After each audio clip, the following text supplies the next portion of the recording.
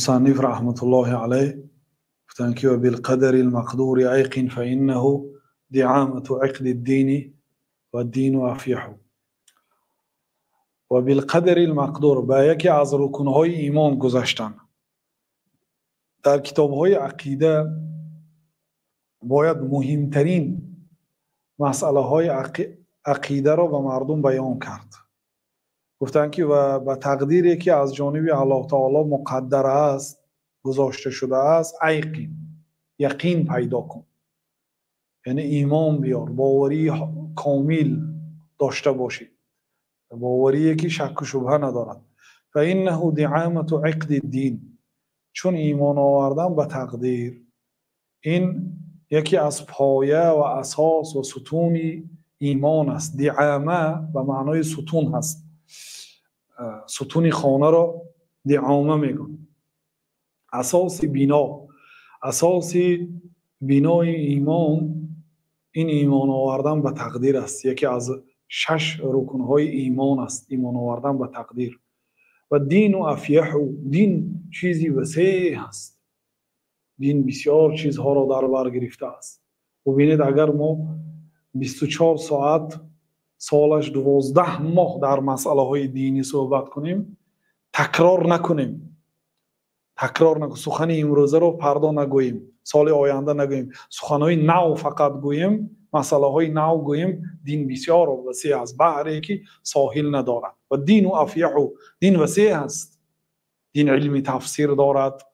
اون علم تفسیرهای با قرآن، تفسیرهای با حدیث، تفسیرهای با قول صحابه ها، تفسیر با لغت عرب، تفسیر با از اقوال بنی اسرائیل می شود، از علمهای دنیوی. یک آدم تفسیر نوشته است از نگاه ادبی، یک آدم دیگر تفسیر نوشته است از نگاه سیاست، از نگاه تاریخ، علم حدیث است، علم عقیده است، مسئله های گوناگون است.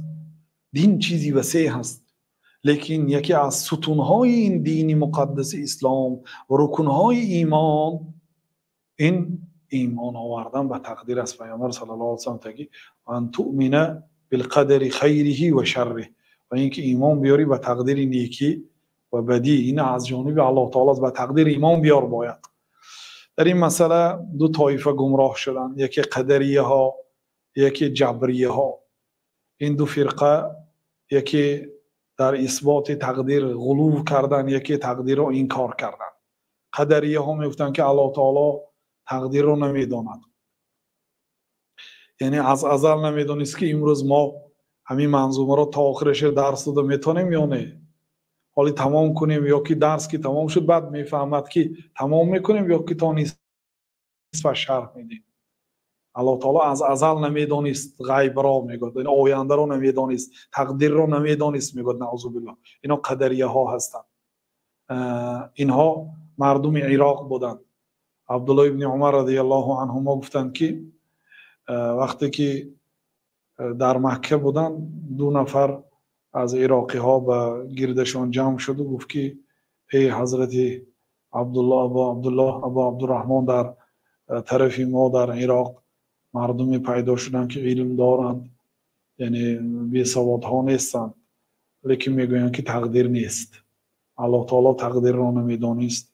شما در این باره چی میگویید؟ گفتند که اگر آنها را واخوردی بگو انی بریء منهم و انهم براء منی، من از آنها بیزار هستم، آنها از من بیزار هستند.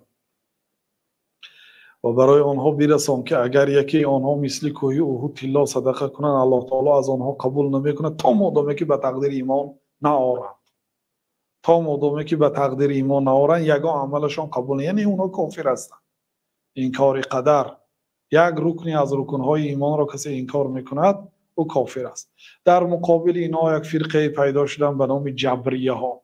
اینا میگفتن که ما مجبور هستیم، ما مانند یک برگ درخت در برابر شمال هستیم، شمال هر کجایی که خواست برگ درخت میبرد، ما در برابر تقدیر الله تعالی مثل همین برگ درخت هستیم.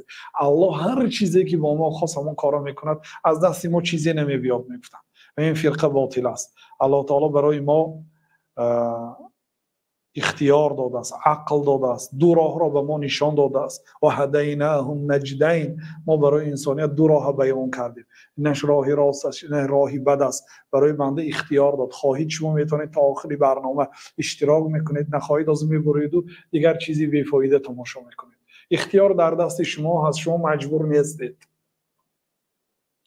اینا میگفتن که ما مجبوری هستیم و در اثبات قدر بسیار غلو میکردن. بنابراین بعضی علما گفتن که اصلا اینا در کارهای خیر قدری هست و در کارهای گناه جبری هست میگفتن. به چی معنا؟ به این معنا که اگر کاری خیر کند میگفتن که اینو من خودم کردم، اگر کاری گناه کنم میگفتن که من مجبور بودم، الله نوشته همین گناه ها به سر من، مجبور من کردم دیگه. درسشو تیار نکردی گویم طلبه گفتنش ممکن که تقدیر بود است که من امروز درس تیار نکنم، تقدیر بود است که من امروز نخوانم. اگر خواندگی باشد میگفت که من خودم خواندم، خستم، حفظ کردم، تکرار کردم، ساعت 2 شب خستم، برای همین امروز درسم خوب سپاریدم. کاری خیر کند خود را قدری میگرفت، کاری بد کند خود را جبری میگرفت. بنابراین این تناقض است. تناقض دلیل فساد است. یعنی یک آدم دو خیل عقیده داشته باشد، دو خیل گپ داشته باشد، یکیش به دیگریش زید، این دلالت می‌کند که همین مذهبش باطل است. خلاصه مسئله تقدیر یکی از مسئله های نازک در عقیده هست و بنابراین چه خیلی گفتیم بعضی علما گفتن که انت عند الطاعت قدری و عند المعصیت جبری، تو در وقت طاعت قدری هستی و در وقت معصیت جبری هستی. یعنی با الله تعالی به تقدیر حواله میکردن، گناه ها میکردند و این از تقدیر میگفتن. بنابراین بعضی علما گفتن که جبریه رو میزنی یا مالش رو کشیده میگیری. بعد گفت که برای چی من رو زدی، من به تو چی گناه کردم؟ گفت من مجبور بودم میگم. بعد این عقیدش یعنی به خودش برمیگردد. خب البته تقدیر 4 مرحله دارد. مرحله یکم علم. الله تعالی از ازل میدانست که امروز ما در همین سنه منظومه ابن ابی داود رو شرح میدهیم. این علم الله تعالی از ازل داشت، سپس این را نوشت و امروز خواست و پیدا کرد. این 4 مرتبه های ایمان و تقدیر است. ایمان آوردن و تقدیر انسان را از تمام مصیبت ها راحت میدهد.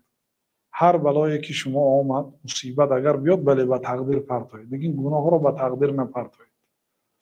که مصیبت آمد به سرتان، ناامیدی آمد، بیماری آمد، بلا آمد، گویید که این از تقدیر نیکی و بدی است، ما به این ایمان میبریم، صبر میکنیم. صبر که کردید الله عوضی نیک میدهد. صبر که کردید الله اجر عظیم میدهد. مصیبت. لیکن گناه حواله به تقدیر نکنید. گناه از خودتان دانید. این گناه ما کردیم، الله ما را بخشد. تقدیر بوده است که کردیم، گفته خودتان را پاک نکنید. و بالقدر المقدور ایقن فانه دعامه عقد الدین و الدین افیح. و به تقدیری که از جانب الله تعالی تقدیر کرده شده است ایمان بیار و یقین دان، شک و شبهه باید نداشته باشی، چون وی یکی از رکنهای دینی مقدس اسلام است و رکنی از رکنهای ایمان است و دین وسیع است، بسیار چیزها را در بر میگیرد. خب امام احمد رحمت الله علیه میگفتند که القدر قدرت الله، تقدیر این قدرت الله است. ما باید به قدرت الله تعالی و ایمان بیاریم. الله تعالی در سوره قمر گفت که ان کل شیء خلقناه بقدر، ما همه چیز رو به اندازش آفریدیم، تقدیر کردیم. و امام بخاری از ابن عباس در کتاب خلق افعال العباد آوردن که کل شیء بقدر، هر چیز با تقدیر است. حتی وضعک یدک علی خدک، دست در رود مانی همین هم از تقدیر است. همه چیز در تقدیر نوشته شدگی است. خب